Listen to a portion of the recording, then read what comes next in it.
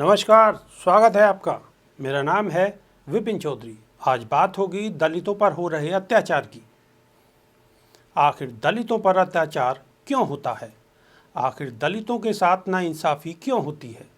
आखिर दलितों को क्यों नहीं हर स्तर पर मुख्य धारा में पूरी तरह ईमानदारी के साथ शामिल किया जाता है? आखिर दलितों के नाम पर सियासत कर रही सत्ता का सुख भोगने वाली पार्टियां क्यों नहीं उन्हें इंसाफ दिला पाती? आखिर क्यों इस तरह के सवाल आज भी प्रासंगिक हैं? अब आप इसे ऐसे भी समझ सकते हैं कि आज भी विकसित समाज का दम भरने वाले इस दौर में आखिर क्यों इस तरह की खबरों का सिलसिला नहीं रुक पा रहा है। दलितों को मंदिरों में घुसने से रोका गया, दलितों को बेरहमी से पीटा गया, दलित युवती के साथ दुष्कर्म किया गया और साथ में यह भी कि दलित को इंसाफ नहीं मिला।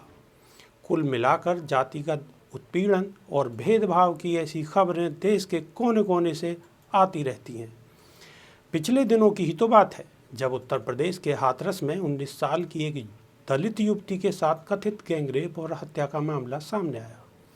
हाथरस के इस मामले के बाद एक बार फिर से दलितों के उत्पीड़न पर सवाल उठने लगे हैं। सरकार और जिला प्रशासन के तरीकों को देखकर यहाँ तक कहा जा रहा है कि आज़ादी के 73 साल बाद भी आज दलित समाज समानता और न्याय के लिए संघर्ष करने को मजबूर है। हाथरस ही क्या, हर साल कई ऐसी घटनाएं होती हैं जो दलितों के हिसाब से हिंसा की कहानी खुद ब खुद बयां करती हैं।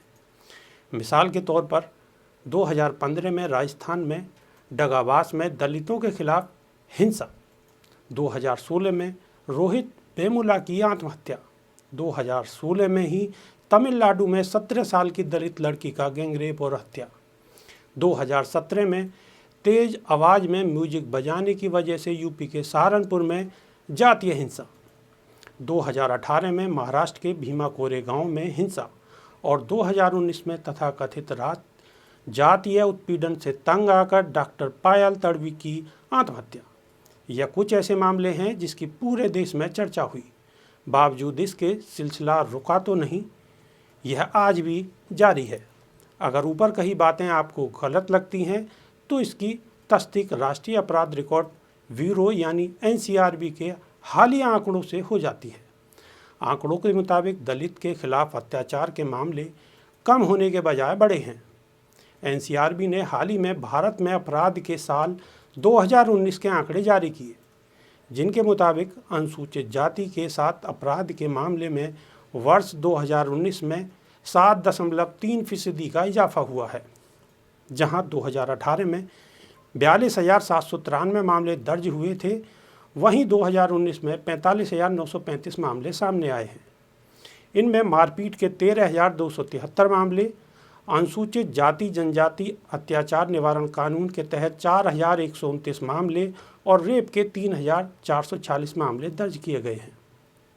और अगर इसे राज्यों के हिसाब से समझने की कोशिश की जाए तो सबसे ज़्यादा मामले 2,378 उत्तर प्रदेश में और सबसे कम मामला मध्य प्रदेश में दर्ज किया गया। हालांकि जम्मू कश्मीर, मणिपुर, मेघालय, मिजोरम, नागालैंड और त्रिपुरा ऐसे राज्य हैं जहां SC/ST अधिनियम में कोई भी मामला दर्ज नहीं किया गया, या यह कह सकते हैं कि कोई मामला सामने नहीं आया। वहीं अनुसूचित जनजाति के अपराध के खिलाफ साल 2019 में 26.5% का इजाफा हुआ है, जहां 2018 में 6,528 मामले सामने आए थे।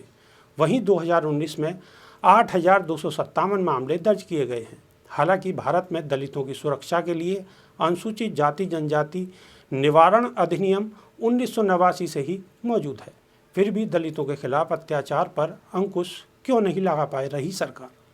अनुसूचित जाति जनजाति निवारण अधिनियम में अपराधों के संबंध में मुकदमा चलाने और दंड देने से लेकर पीड़ित को राहत एवं पुनर्वास तक देने का प्रावधान है। इसके अलावा छुआछूत पर रोक लगाने के लिए अपराध अधिनियम 1955 में ही बनाया जा चुका था, जिसे बाद में बदलकर नागरिक अधिकार संरक्षण अधिनियम कर दिया गया।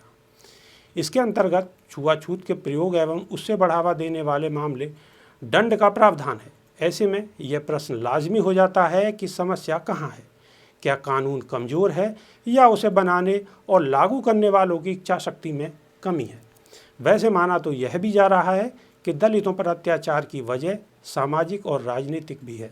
साथ ही यह भी माना जा रहा है कि दलितों में आ रही जागरूकता भी उन्हें निशाने पर लिए जाने की वजह हो सकती है। ऐसे में इस बात से इनकार करने की भूल नहीं की जा सकती कि आज भी जातीय भेदभाव लगभग उस अनुरूप में जारी है जैसा कि पहले हुआ करता था।